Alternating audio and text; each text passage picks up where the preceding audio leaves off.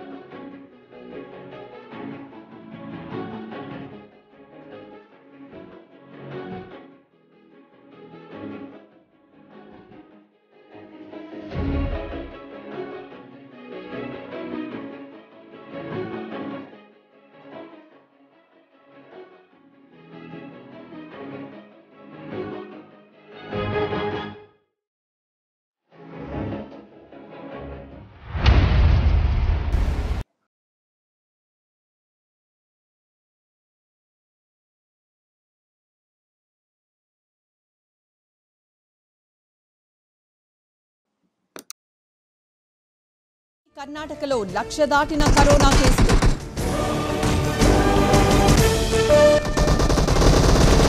Corona లెక్కలపై high court.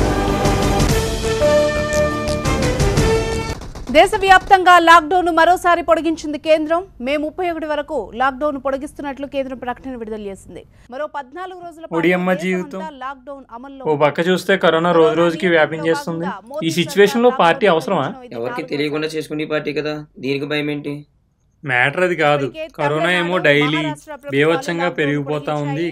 ఈ టైంలో అవసరమా అని చెప్పేసి నేను అంటున్నా. పార్టీ కన్నా ప్రాణం ముఖ్యం కదరా. ఏరా ఏం చేస్తున్నారు? ఏముంది, పార్టీ గురించి మాట్లాడుకుంటున్నారా? ఇప్పుడు పార్టీ ఏంట్రా? బయట సిచ్యువేషన్ చూసారా ఎలా ఉందో? నేను కూడా అదే అంటున్నా, ఈ టైంలో పార్టీ అవసరమా అని. ఇలాంటి పార్టీలు 100 చేసుకోవచ్చు బ్రతికుంటే. ఓకేరా, మీ మాట అంటే నేను అంటాను. మరి శివగారి పరిస్థితి ఏంటి? అవునరా, మీరు నా మాట వింటారు, నేను మీ మాట వింటాను. వాడు ఎవడ మాట వినడు. శివగారిని ఏదోలా కనిపించేద్దాం రా. ఓకే, నేను కాల్ చేస్తాను. ఆగు.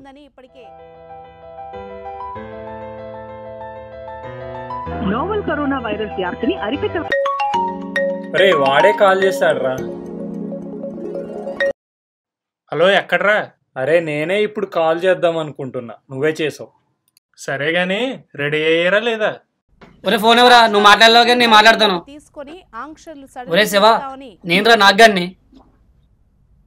పార్టీ క్యాన్సిల్ చేద్దాం అనుకుంటున్నారా మేము?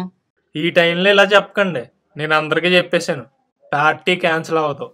అంటే అలా కాదురా, బయట సిచ్యువేషన్ బాగాలేదు కదా, రోజు రోజుకి కరోనా కేసులు కూడా పెరిగిపోతున్నాయి కదరా. ఓహో, మీరు పార్టీకి రారని నాకు అర్థమైంది. మీరు రాకపోయినా పార్టీ ఆగిపోదు. Okay bye. ఒరే ఒరే ఒరే శివ, హలో ఏంట్రా ఫోన్ పెట్టేసాడు వీడు? నన్ను కన్విన్స్ చేయడం చాలా ఈజీరా. ముందే చెప్పాను కదా వాడిని కన్విన్స్ చేయలేమని. అమ్మా నేను బయటికి వెళ్తున్నాను, నాకు టిఫిన్ వద్దు. ఇప్పుడు ఎక్కడికి రా, బయట పరిస్థితి బాగలేదు కదా. ఎక్కడికి వెళ్తానా? ఎక్కడికే. ఎప్పుడు నా మాట విన్నా కనుక మాస్క్ ఎట్టుకెళ్ళి. సర్లే.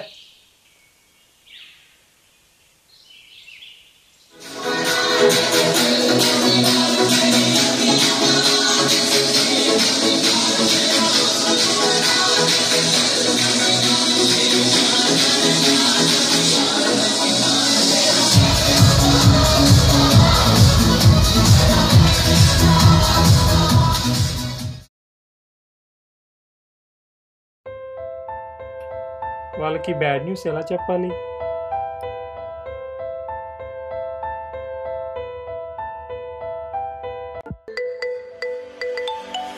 శ్రీను. చెప్పరా. 1 సెకండ్, నేను నాగ్గాడిని కూడా కాన్ఫరెన్స్ తీసుకుంటా. సరే.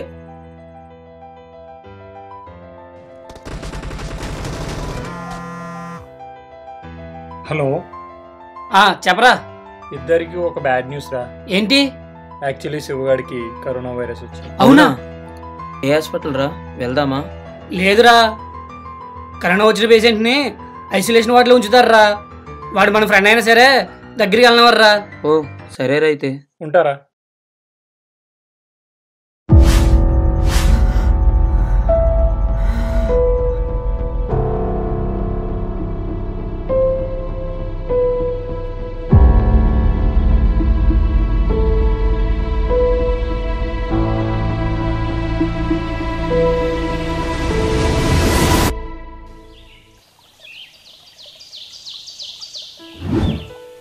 ఏంటి నేను ఇక్కడ ఉన్నాను?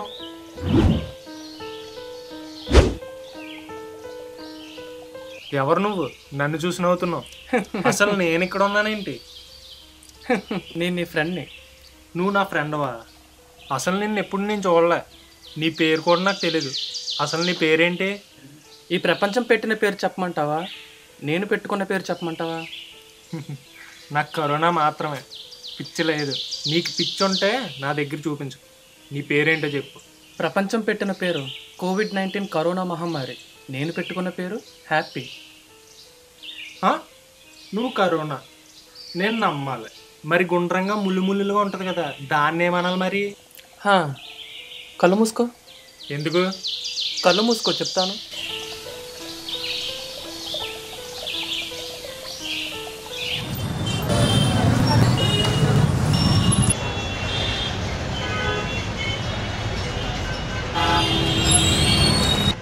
ఏంటి నేను ఇక్కడ ఉన్నాను? తను ఎక్కడికి పోయాడు?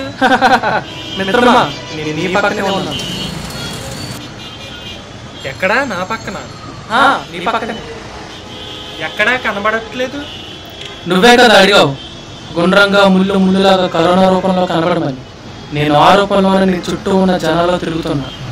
మహానుభావ, నాకు అర్థమైంది. ఇక్కడి నుంచి తీసుకుపో. చెప్పాను కదా, నువ్వు నన్ను ఆరోపణలో చూడలేవని. మీ మనుషులకి ఏదైనా జరిగితే కానీ అర్థం కాదే.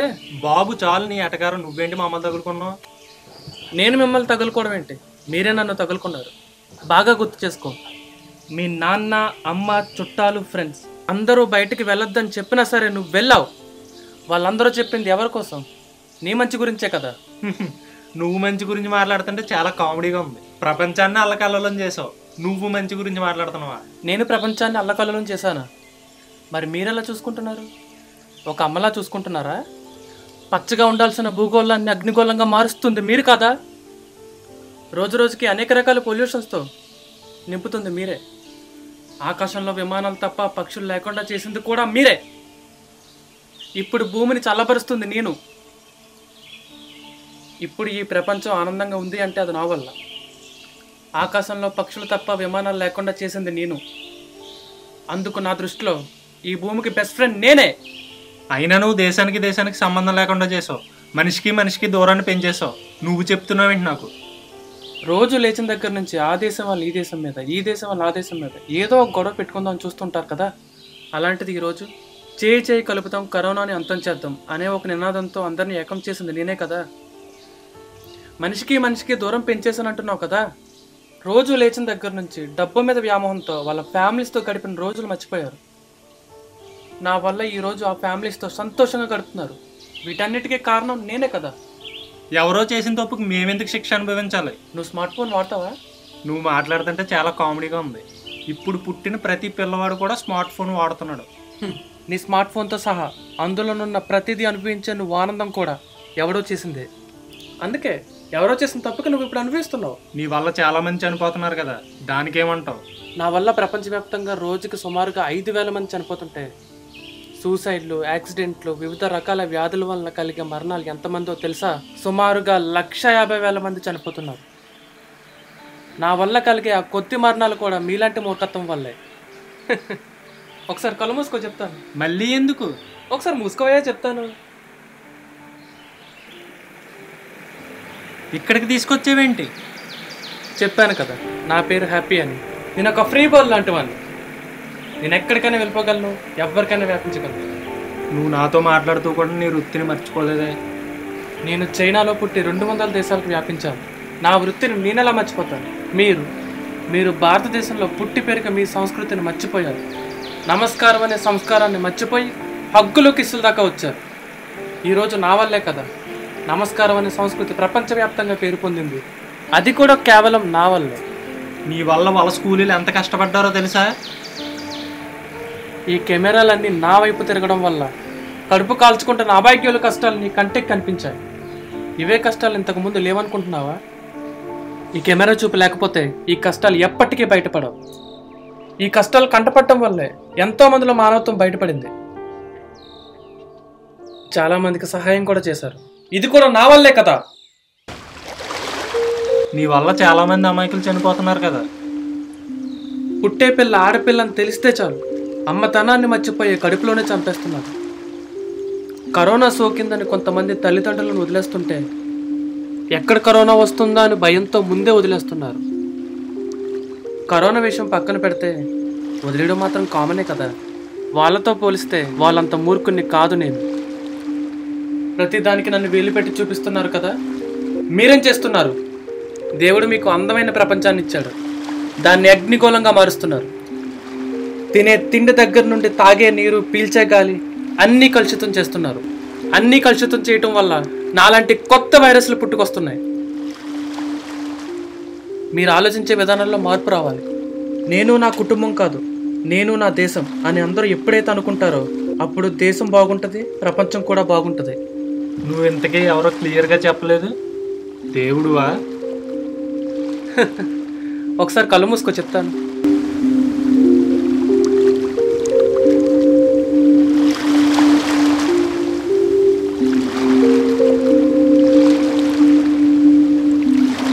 నేనెవరో కాదు, నీ మనస్సాక్షిని.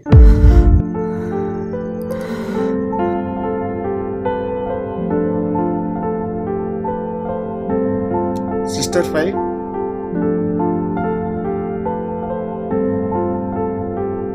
శివ, నువ్వు 30 రోజుల నుంచి కరోనాతో పోరాడుతున్నావు. ఇవాళ నెగిటివ్ రిపోర్ట్ వచ్చింది. You are perfectly all right. ఇక నుండి జాగ్రత్తగా ఉండు శివ. Thank you doctor. తమ ప్రాణాలను కూడా లెక్క చేయకుండా మన కోసం కష్టపడుతున్న డాక్టర్స్, పోలీస్, మున్సిపల్ శాఖ వారికి మా ఈ చిత్రం అంకితం. Comment, share, like, subscribe to Clapboard Production. Please subscribe to Clapboard Productions. Hi, this is Vijay Devarkonda. Please subscribe to Clapboard Production. Hello, this is Sandeep Reddy Vanga. Please subscribe Clapboard Production. Please subscribe Clapboard. Hi guys, name me Hemachandra. Please do subscribe to Clapboard. Hi, నేను writer Prasanna Kumar Bezwada. Please subscribe to Clapboard Productions. Subscribe to Clapboard Productions.